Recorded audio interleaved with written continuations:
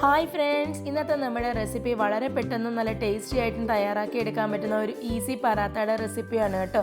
അപ്പോൾ എല്ലാവരും ട്രൈ ചെയ്ത് നോക്കണം. ആർട്ട് ഓഫ് ടേസ്റ്റ് എന്ന ചാനൽ ഇതുവരെ സബ്സ്ക്രൈബ് ചെയ്യാത്തതുണ്ടെന്നുണ്ടെങ്കിൽ സബ്സ്ക്രൈബ് ചെയ്യാനും തൊട്ടടുത്ത് കാണുന്ന ഒരു ബെൽ ബട്ടൺ പ്രസ് ചെയ്തിട്ട് ഓൾ എന്നുള്ള ഓപ്ഷൻ കൊടുക്കാനും മറക്കരുതേ. അപ്പോൾ ഇതെല്ലാവരും ട്രൈ ചെയ്ത് നോക്കണം. നമുക്കിനി ഇത് എങ്ങനെയാണെന്നൊന്ന് കണ്ടാലോ. അതിനുവേണ്ടി നമ്മളൊരു ബൗളിലേക്ക് അരക്കപ്പളവിൽ മൈദയും കൂടെ തന്നെ അരക്കപ്പളവിൽ തന്നെ ഗോതമ്പ് പൊടിയും കൂടെ ചേർത്ത് കൊടുക്കാം.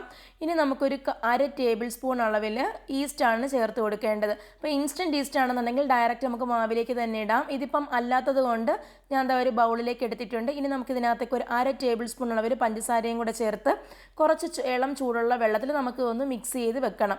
നിങ്ങൾ ഇനി ഇളം ചൂടുള്ള വെള്ളത്തിന് പകരം അതുപോലെ തന്നെയുള്ള പാലാണെങ്കിലും യൂസ് ചെയ്യാം കേട്ടോ. പാലിൽ നമുക്ക് നന്നായിട്ട് ഈസ്റ്റ് ഒന്ന് മിക്സ് ചെയ്തിട്ട് കുറച്ച് നേരം ഒന്ന് ഫെർമെൻ്റ് ആകാൻ വേണ്ടി വെക്കാം. അതിനുശേഷം നമുക്ക് മാവിലേക്ക് ആഡ് ചെയ്ത് കൊടുക്കാം.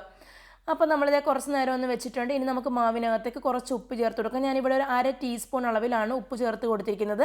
നിങ്ങളുടെ ടേസ്റ്റിനനുസരിച്ച് ഉപ്പിൻ്റെ അളവിൽ മാറ്റം വരുത്താം. ഇനി നമ്മൾ ഈ ഒരു മാവിലേക്ക് നമ്മൾ ആദ്യം ഒന്ന് മിക്സ് ചെയ്ത് വെച്ചിരിക്കുന്ന ആ ഒരു ഈസ്റ്റിൻ്റെ ഇതുണ്ടല്ലോ, ആ ഒരു കൂട്ട് ഇതിനകത്തേക്ക് ഒഴിച്ചു കൊടുക്കാം.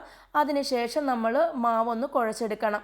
അപ്പോൾ നമ്മൾ ഇതിനകത്തേക്ക് ഇളം ചൂടുള്ള വെള്ളം അല്ലെന്നുണ്ടെങ്കിൽ പാല് ചേർത്തിട്ട് വേണം നമ്മൾ ഈ മാവൊന്ന് കുഴച്ചെടുക്കാൻ വേണ്ടിയിട്ട്. അപ്പോൾ നമ്മൾ മാവിനകത്തേക്ക് കുറച്ച് വെള്ളം ചേർത്തിട്ട് നല്ല ഒരു ഡോ ആയിട്ട് കുഴച്ചെടുക്കണം. നന്നായിട്ടൊന്ന് കുഴയ്ക്കണം. അപ്പോൾ ആദ്യം നമുക്കൊരു സ്റ്റിക്കി ആയിട്ടായിരിക്കും ഇരിക്കുന്നത്. അതിനുശേഷം നമ്മളിതാ ഇതുപോലെ ഒന്ന് കുഴച്ചെടുത്ത് വെച്ചിട്ടുണ്ട്. ഇനി ഇതിൻ്റെ മുകളിലേക്ക് അല്പം ഓയിലോ അല്ലെന്നുണ്ടെങ്കിൽ വെണ്ണയോ ഒന്ന് പുരട്ടി കൊടുക്കുക.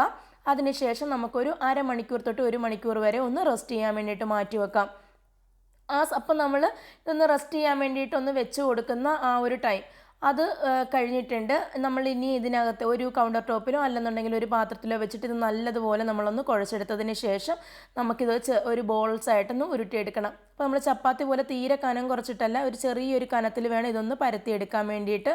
അപ്പോൾ നമ്മൾ പരത്തിയെടുത്തിട്ടുണ്ട്. ഇനി ഒരു ചെറിയ ബൗളിലേക്ക് ഒരു മുട്ടയുടെ വെള്ള, ഒരു അര ടേബിൾ സ്പൂൺ അളവിൽ ബട്ടർ, കുറച്ച് മല്ലിയില, ഇതൊന്ന് മിക്സ് ചെയ്തെടുത്തിട്ട് ഒന്ന് മാറ്റി വെക്കാം. ഇനി നമുക്ക് പാനിലേക്ക് ഇത് ചുട്ടെടുക്കാം. നമ്മൾ രണ്ട് സൈഡും തിരിച്ചും മറിച്ചും ചെറുതായിട്ടൊന്ന് കുമിളകളൊക്കെ പൊങ്ങി വരുന്ന സമയത്ത് നമ്മൾ അതിനകത്തേക്ക് നമ്മൾ തയ്യാറാക്കി വെച്ചിരിക്കുന്ന ആ മല്ലിയിലയുടെയൊക്കെ ഒരു മിക്സ് ഉണ്ടല്ലോ, അതുകൂടെ ചേർത്തിട്ട് ഇത് നല്ലതുപോലെ നമുക്കിതൊന്ന് പ്രസ് ചെയ്ത് കൊടുത്തിട്ട് എല്ലാ സൈഡും നല്ലതുപോലെ ഒന്ന് മുരിച്ചെടുക്കാം. അപ്പോൾ അതുപോലെ ഞാൻ ബാക്കിയുള്ള പറാത്തായും ചെയ്തെടുക്കുകയാണ് കേട്ടോ. ഇനി നിങ്ങളുടെ കയ്യിൽ ബട്ടർ ഇല്ലയെന്നുണ്ടെങ്കിൽ പകരം കുറച്ച് ഓയിൽ ചേർത്ത് കൊടുത്താലും മതിയാകും കേട്ടോ. എന്നിട്ട് ഇതുപോലെ തന്നെ ചേർത്ത് കൊടുക്കുക, തിരിച്ചു മറിച്ച് വിടുക. ലാസ്റ്റ് സമയത്ത് നമ്മൾ ഈ മല്ലിയിലയുടെ ആ ഒരു മിക്സ് ചേർത്ത് കൊടുക്കാൻ പറ്റത്തുള്ളൂ. അപ്പോൾ നമ്മളിതെല്ലാം ചെയ്തെടുത്തിട്ടുണ്ട്. നോക്കി എത്രമാത്രം സോഫ്റ്റാണ്. നമ്മളിതൊന്ന് മുറിച്ചെടുക്കുന്ന സമയത്ത് നമുക്ക് നല്ല പോലെ ഇതിൻ്റെ അകഭാഗം നല്ല സോഫ്റ്റ് ആണെന്ന് നമുക്ക് മനസ്സിലാകും. നല്ല ബ്രെഡ് പോലുള്ള പറാത്തയാണ്.